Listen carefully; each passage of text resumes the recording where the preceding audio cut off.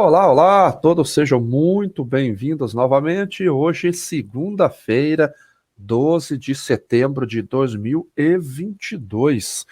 O dia que pode trazer ali uma forte redução pro milho no mercado internacional, oferta global de 1 hora da tarde. Tem o relatório do ASDI, o relatório de oferta e demanda global, e as expectativas é que venham números menores do que o relatório divulgado no último mês. Então a gente pode começar a semana realmente com um cenário bem complicado.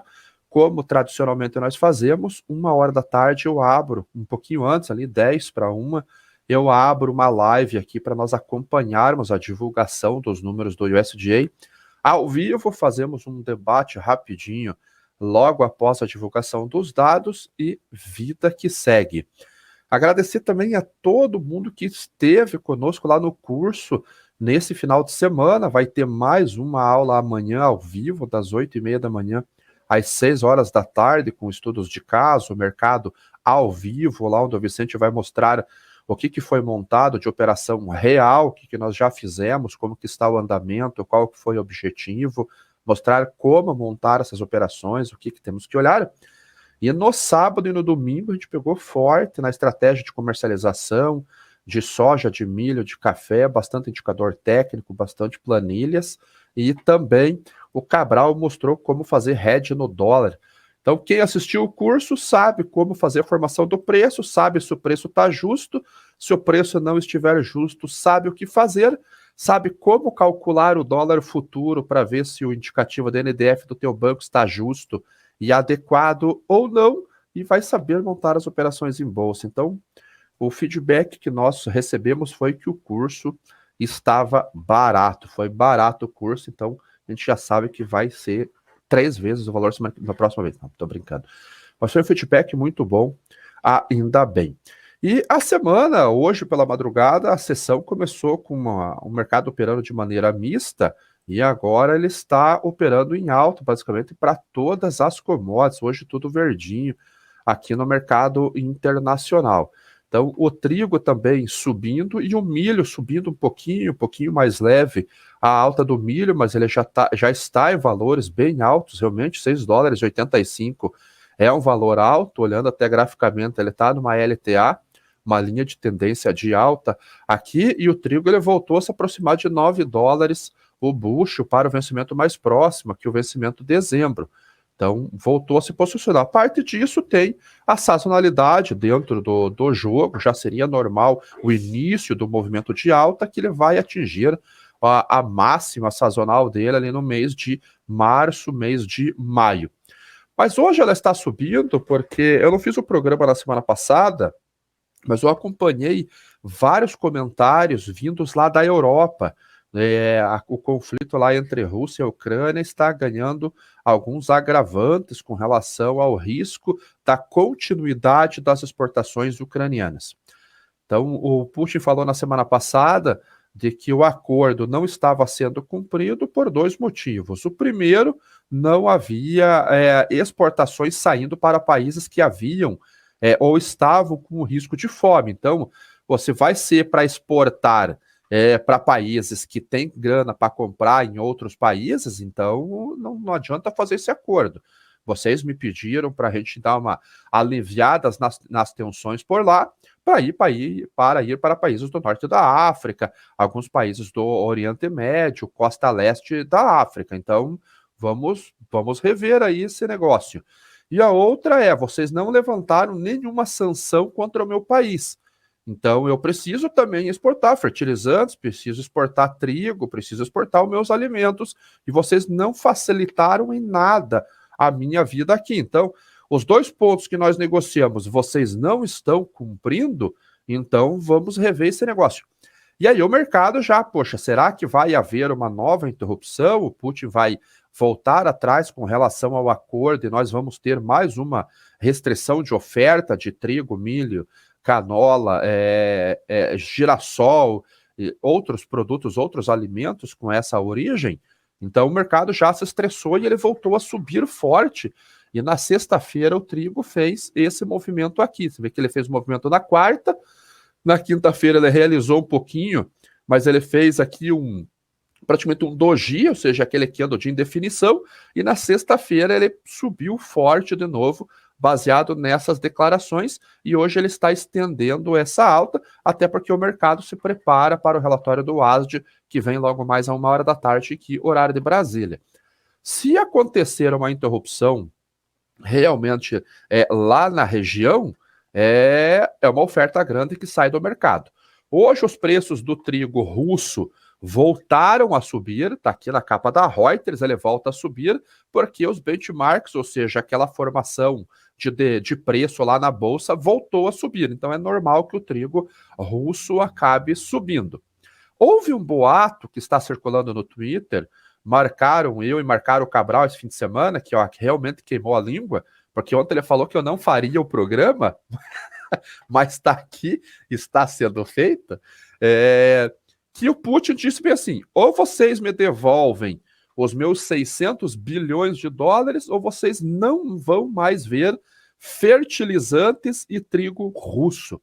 Então, essa é uma ameaça enorme. Imagine a Rússia, que é o principal player do mercado de exportação de trigo e exportação de fertilizantes, simplesmente sai do mercado.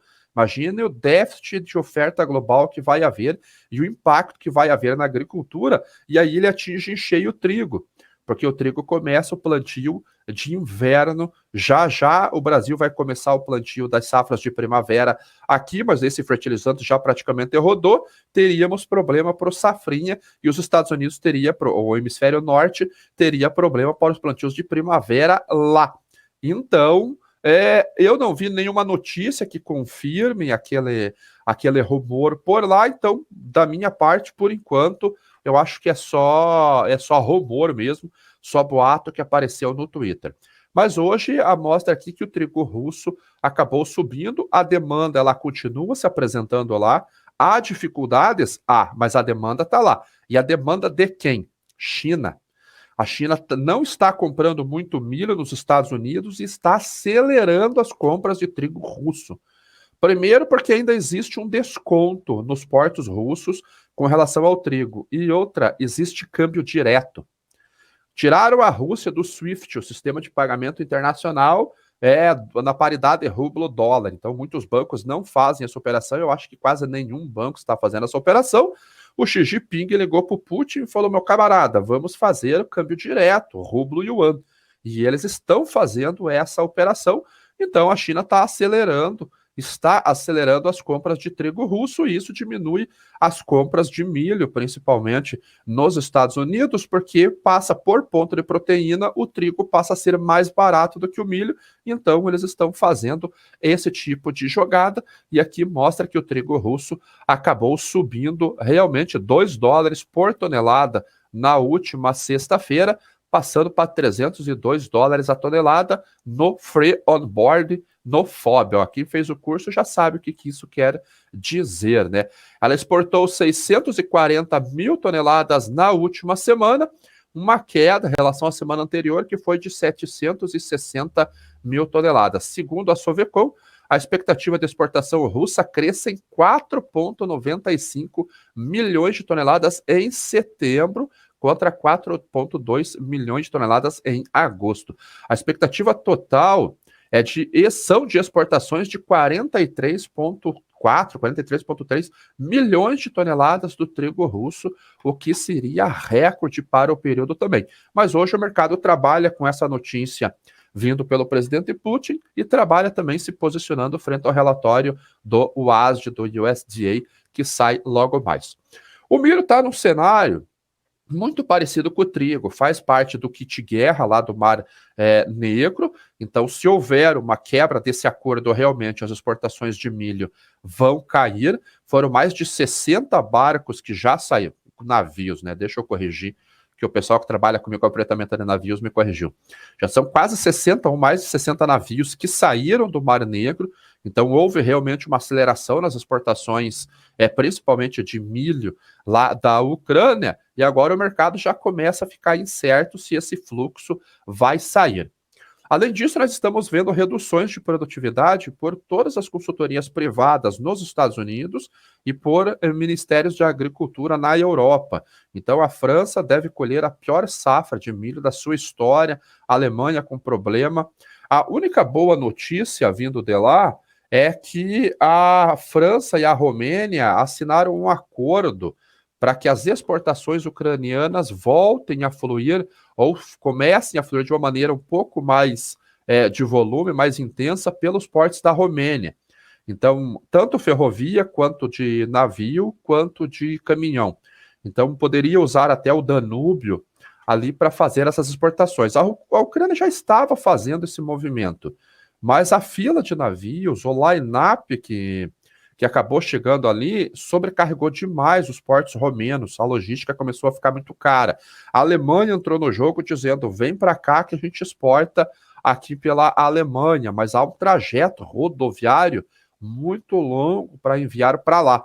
Então, mas são alternativas se voltar a haver um bloqueio naqueles 3 portos ucranianos. Então, foi assinado esse acordo, isso pode dar uma expectativa de uma redução da oferta vindo do Mar Negro, mas um aumento não tão baixa vindo ali dos portos da Romênia. De qualquer maneira, o mercado ele trabalha com uma redução na oferta global de milho novamente para o relatório de hoje, principalmente vindo lá da Europa. Então, ele deve, o USDA, o Departamento de Agricultura dos Estados Unidos, devem reduzir um pouquinho a produção europeia.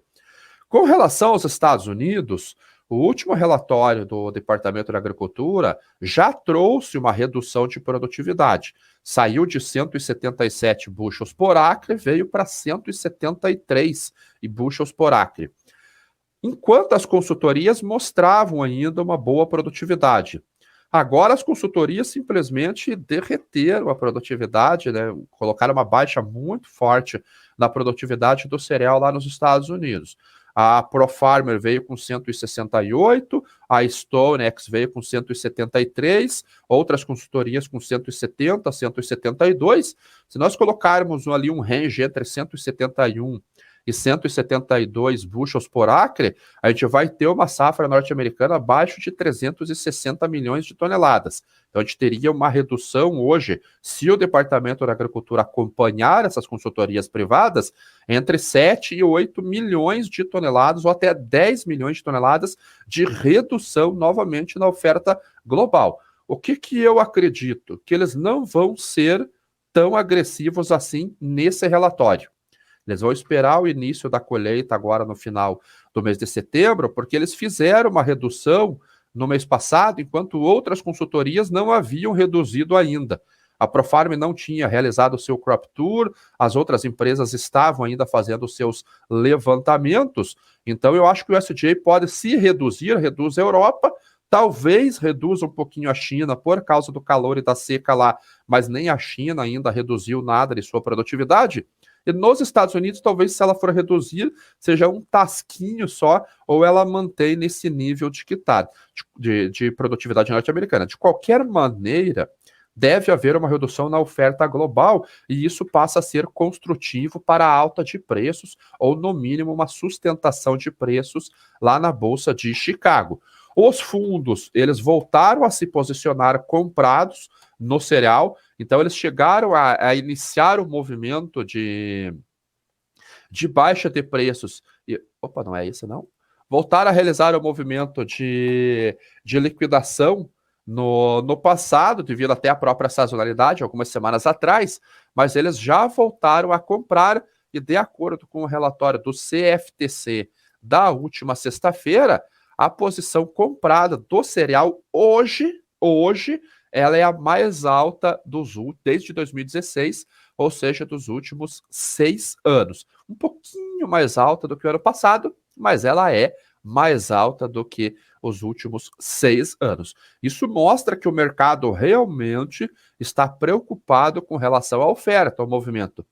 Há bastante tempo, desde o ano passado, no finalzinho de 2020, na verdade, as posições começaram a crescer e ficaram nesses patamares aqui, na faixa de 260 mil contratos líquidos comprados, posição long desses contratos, e não houve redução.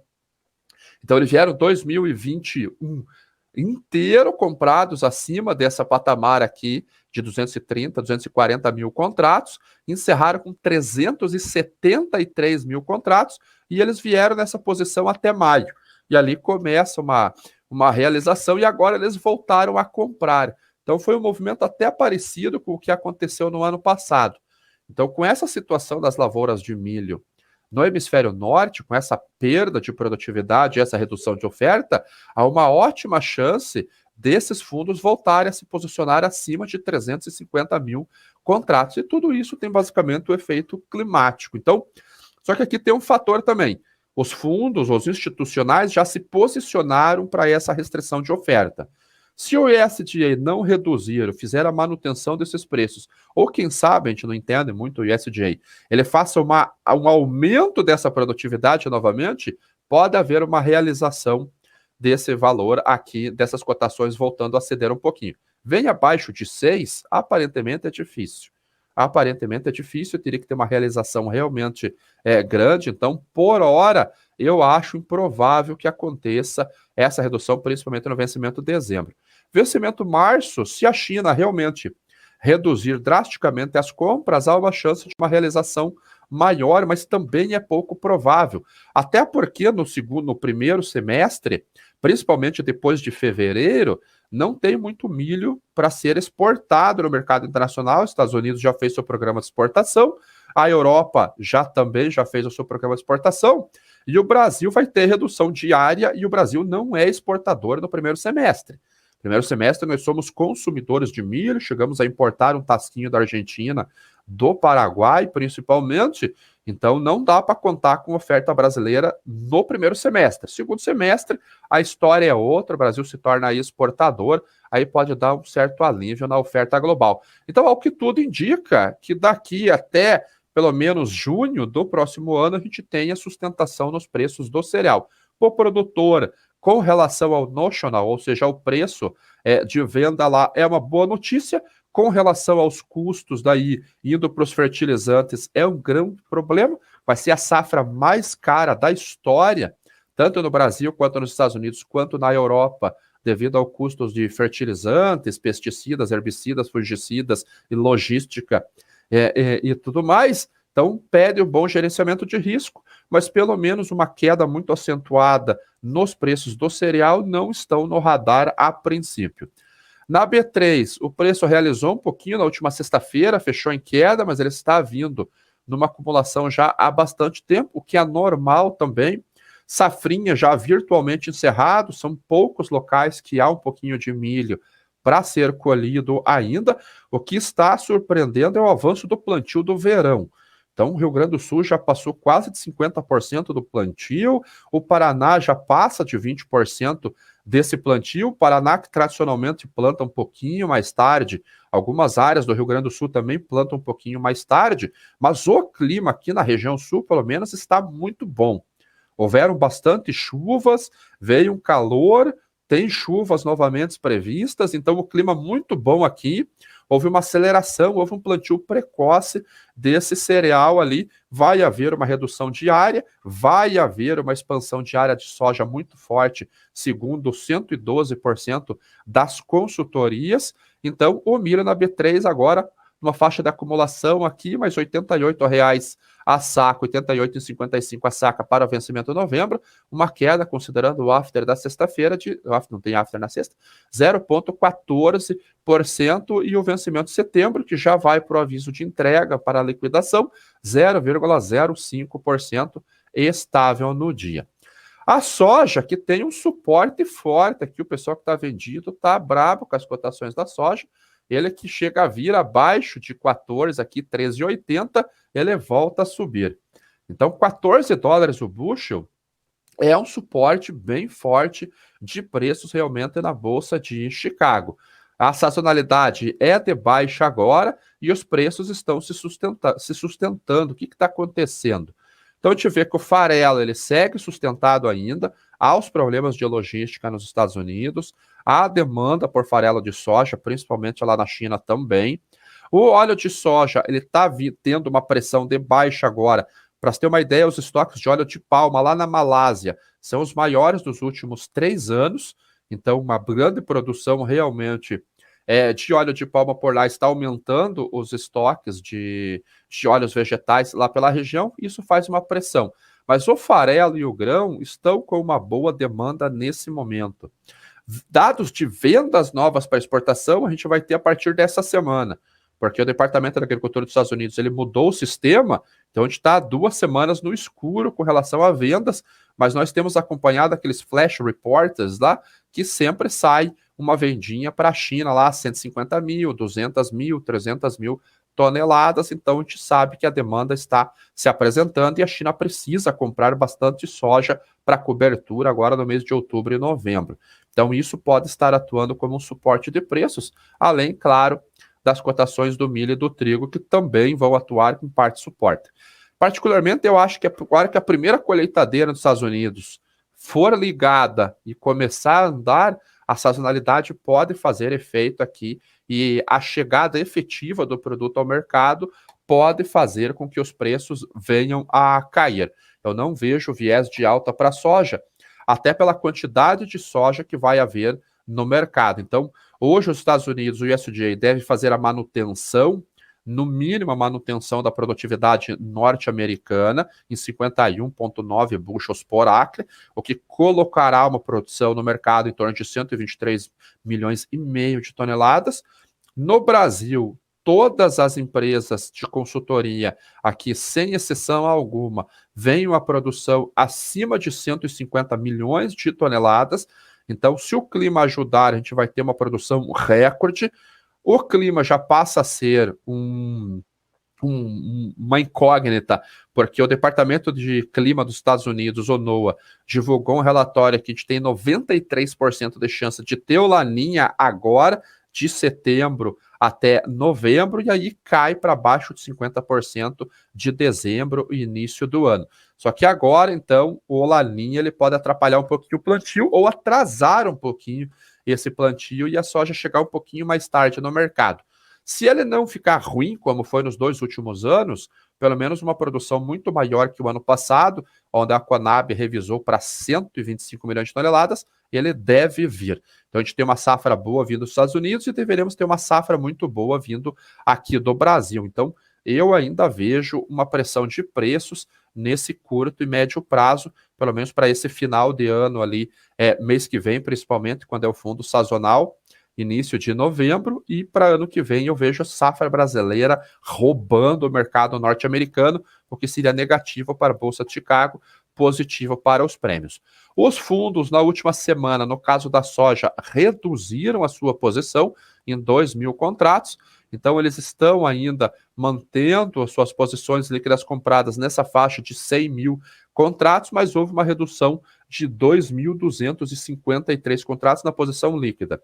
Na posição comprada, houve uma redução de 4.707 contratos. Então, os fundos realmente mostram que eles não estão tão otimistas para a alta de preços da soja, mas eles não ainda estão vendidos, eles continuam comprados na faixa de 100 mil contratos. O café que teve uma recuperação na semana passada, porque o dólar DX teve uma desvalorização, né? Voltou para 108 pontos, ele que chegou a atingir uma máxima de acima de 110. Então, o dólar ficando mais barato, o mercado internacional ganha poder de compra e pode comprar mais produto. Então, hoje ele está estendendo um pouquinho essa alta por enquanto. 9,5 o mercado volta a operar de maneira mais efetiva, mais consistente, e as cotações estão em 229,10 centavos de dólar por libra-peso, para o ano que vem 222 centavos de dólar por libra-peso. A curva está invertida, mostra ainda um sentimento aí de déficit de café no mercado, por isso temores de recessão, ou a certeza praticamente da recessão, principalmente na Europa, que é o maior comprador de café, acabam limitando a alta neste momento. Mas Rabobank já revisou sua estimativa. Saiu de um superávit de 1,7 milhões de sacas para um déficit de 1,3 milhão de sacas. Então, em algum momento, se a demanda se manter no mínimo sustentada com a oferta que nós temos, a gente tem que ver os preços subindo para racionar a demanda, porque não teria café para todo mundo, teoricamente. Agora, se a demanda cair, realmente conseguir se encaixar no nível de oferta que nós temos, não há uma pressão de preços, os preços ficam estáveis ou, dependendo do volume de queda da demanda, a gente pode ver até os preços caindo. Por enquanto, os spreads de futuros não mostram esse cenário, pelo contrário, eles mostram um cenário com uma leve restrição de oferta, onde os preços terão que trabalhar. O dólar a 108 pontos, como eu disse, hoje uma queda de 0,66. Amanhã sai dado de inflação nos Estados Unidos. Dia 21 tem o Jay Powell falando sobre a elevação, a provável elevação da taxa básica de juros norte-americanas, né, o federal, esqueci o nome, Federal Funds Rates, lá em 75 pontos, é o consenso do mercado, e aqui na B3 o dólar a 5,14 foi o fechamento de sexta-feira, R$ 5,15, então a gente teve uma alta, bateu numa média móvel tecnicamente, e agora ele voltou a cair e vai encontrar uma outra média móvel tecnicamente pela frente. Açúcar, trabalhando misto, vencimento mais curto, uma alta de 0,27% a 18,27 centavos de dólar por libra-peso. Os outros vencimentos já trabalhando em queda. Esse daqui, as opções já vão para o vencimento já, então ele passa a perder grande parte de sua liquidez. A gente já começa a olhar para a entre-safra brasileira aqui, olhar para o desenvolvimento da cana. Custo alto também, a ureia está subindo aí, muito alta, expectativa de alta na Europa também, no gás natural, isso vai impactar o mercado de nitrogenados, então a gente passa a acompanhar o desenvolvimento das lavouras de cana, principalmente aqui no Brasil. Lá na Bolsa de Londres, uma alta de 0,5% a 590 dólares a tonelada. Outra coisa que eu esqueci de comentar é trigo e milho podem estar subindo também, agora ele passou a cair, porque a Índia simplesmente falou não vai mais exportar trigo, ainda sacaneou os exportadores porque havia trigo nos portos e aquilo que o navio não ancorou, ou seja, não está preparado para a operação antes do dia da quinta-feira, vai pagar uma alíquota baixinha de 20% sobre o valor da exportação. Com isso, os exportadores falaram, não vamos mais exportar. E aqueles navios que estão em operação têm até o dia 15 para finalizar o embarque. Não finalizou o embarque do dia 15, 20% de imposto na veia, então isso vai retirar uma oferta gigantesca do mercado. A Índia, que é o maior exportador, isso acaba afetando outros cereais, principalmente o trigo. Então, esse é o cenário realmente de hoje. Vamos dar uma olhada aqui nas perguntas. Aqui na BMC não tem nenhuma pergunta realmente, só o Hernani colocando, o presidente Bolsonaro tem um acordo com o Putin na questão dos fertilizantes, vendas para o Brasil. Se concretizar essa ameaça e manter o acordo com o Brasil, seria ótimo para o Brasil. Vai depender do sistema de pagamento, né? No Brasil ele não tem câmbio direto real-rublo. Então, isso pode atrapalhar se houver uma sanção contra realmente os meios de pagamento que são utilizados pelos dois países. Então, isso pode ser um sério problema. Ou se o Putin realmente banir as exportações de fertilizantes, o que eu acho improvável, aí o Brasil também sofreria com essa questão. Como que estamos com os likes aqui, pessoal? O like realmente ajuda. Aqui 111 likes, só 354 pessoas assistindo. Rapaz do céu, começar a cobrar o like, talvez o pessoal ali... Bom dia, Ale. Tenho coração frágil. Essa energia ainda acaba comigo. Rapaz, eu não vou falar nada, hein, Otávio? Eu não vou falar nada, você sabe por quê, né? A Vanessa que esteve conosco lá. O Milton também esteve conosco lá. Vamos lá. Alberto, e a notícia de que a empresa norueguesa Yara deve adquirir a unidade de fertilizantes da Petrobras, se justificaria do ponto de vista atual vender essa unidade? Sim, porque a Petrobras não tem vocação para produzir fertilizantes. Então, a Yara já está bem avançada, inclusive está aqui na capa da Reuters a notícia. Então está aqui, ó.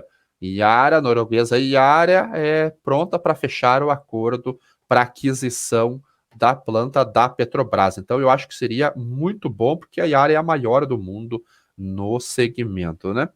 Ó, Ronaldo. Mesmo com esse cenário altista, o milho B3 e balcão não estaria reagindo. Quando veremos essa reação do cereal? Olha, eu não sei se chegaremos a ver, Ronaldo, porque a paridade de de exportação ela ainda está fazendo força, mas o volume começa a migrar para os Estados Unidos.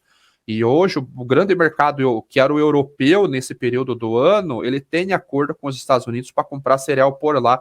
Então aquela demanda que poderia vir para o Brasil pode se apresentar lá nos Estados Unidos. Então talvez nós não vejamos esse movimento aqui no Brasil, justamente por essa questão. O PPE ainda está fazendo preço, então o preço aqui está reagindo ao preço de paridade de exportação, mas a correlação com a Bolsa de Chicago começa a ficar um pouquinho mais fraca nesse momento e agora começa a chegar o produto norte-americano. Estou inseguro ainda se a gente verá esse movimento realmente aqui na B3. China não tem cobertura de grandes estoques de soja, mas anda comprando em países alternativos. Não existe países alternativos para a soja, César. Então, ou é Brasil, Estados Unidos ou Argentina. E ela está comprando nos Estados Unidos e comprando muito nos Estados Unidos. Então, ela tem reagido ao preço, ao volume, à necessidade de cobertura e tem comprado bastante soja nos Estados Unidos. Para você ter uma ideia, a temporada americana deve ter iniciado com 30% do seu programa total estimado, porque a China já tem bastante posições compradas. Então, realmente a demanda está se apresentando. A restrição da Índia com o arroz, exatamente, com o arroz, 20% de imposto, mas como é um cereal que também pode ser utilizado para ração, acaba impactando os outros cereais. O João aqui, o curso de AI vai ser quando? Na quarta-feira nós vamos anunciar alguma coisa, a Insight está preparando só a landing page para fazer a divulgação, mas a gente deve ter a divulgação desse curso para agente de investimento já esta semana. E o Adson aqui consegue ver algum movimento de alívio nos preços da commodity ligada à madeira aqui do Brasil? Não sei que commodities são essas, não conheço nenhuma commodity ligada à madeira. Celulose não é uma commodity do ponto de vista de contrato futuro. Não há um derivativo negociado na bolsa de celulose. Então, ela é considerada pela economia como uma commodity, mas na verdade ela não é. Então não conheço nenhuma commodity ligada à madeira, Adson, não acompanho muito esse mercado. E aqui na BMC, as eleições... É isso? Estou na BMC? Não, é isso aí. Então é isso aí, pessoal. Encerramos aqui o programa de hoje. Obrigado a todos que estiveram aqui conosco. Voltamos amanhã no Primeira Hora do Agro. Agora você fica com o Morning News aqui na BMC. Então, até amanhã.